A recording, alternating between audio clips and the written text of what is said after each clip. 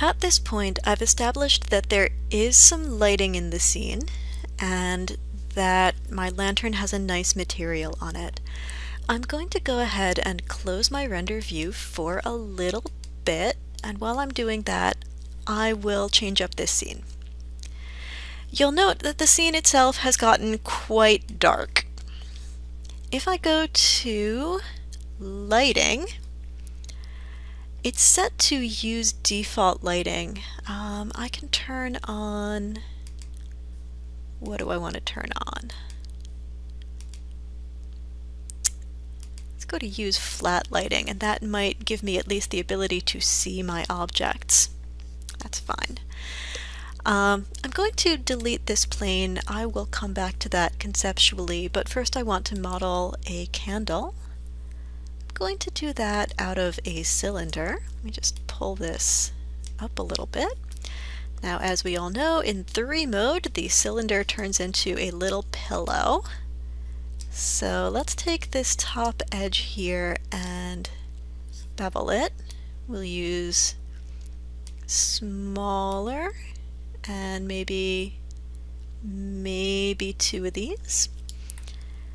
And then we'll go down, and I want this bottom edge to be sharper than the top edge. So again, we'll bevel. Maybe I'll do an extra segment, and again, a very, very small fraction. And that's it for my candle shape. If I wanted to go a little fancier, which you never know, sometimes I do, I could take these top faces. Let me shift period to grow that out. Let's do a little soft select. Just give that just a smidge of rotation so that it looks a little more natural. And now we will move it down so that it is sitting on the lantern base. Probably right around there is gonna be good. See, where are you, little floor? Oh, you're pretty far down. We might need to make a taller candle. It's fine. Into vertex mode. And let's pull that up. There, lovely. Okay, so that's going to be my candle model. Not a difficult model at all. The material that I'm going to use for this is going to be pretty specific. So let's call this one candle and stick it in the objects group. This was clearly a very good student who knew how to organize things, and I appreciate the heck out of that. So let's come over here, and if I look in the attribute editor, you can see that every change I made to this object created a new tab. So I'm going to go ahead and delete my history, which gives me just the candle object, shape, and Lambert 1. Let's assign a new material, and again we will use the Arnold AI standard surface. So this is going to become my candle AIS. And in the presets, there is a wax preset. I don't know if I like it, but we'll go ahead and try it. It's transparent, and I don't know why, because wax really is not that transparent.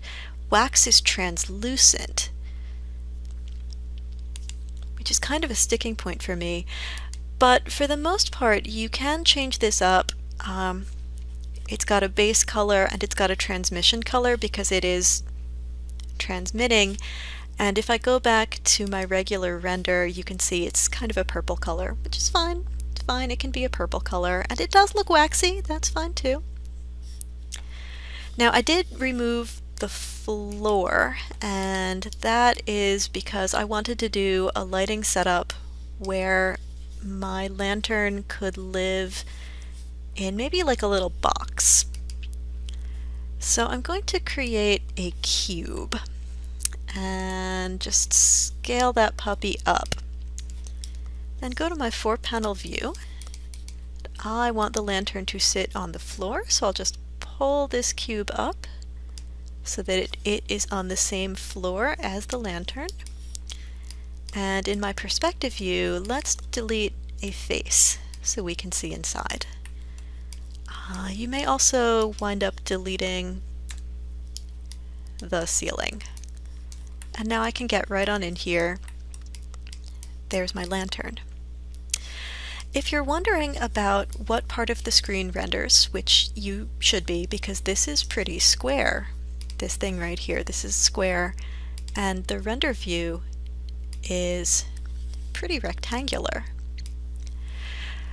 The buttons across the top of the panel will help you out. This one here that's a rectangle with a little circle will turn on a feature. Let's go back to the default lighting. A feature called the resolution gate. The resolution gate shows you which part of the screen renders.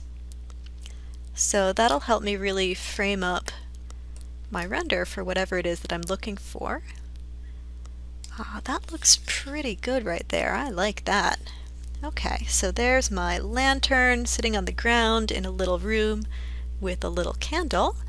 And the last thing I want to do is put a light on the candle so that the candle itself illuminates the lantern. So we'll do that in the next video. In this one, we just made a candle, assigned the wax material, and made a little environment for the lantern to be in.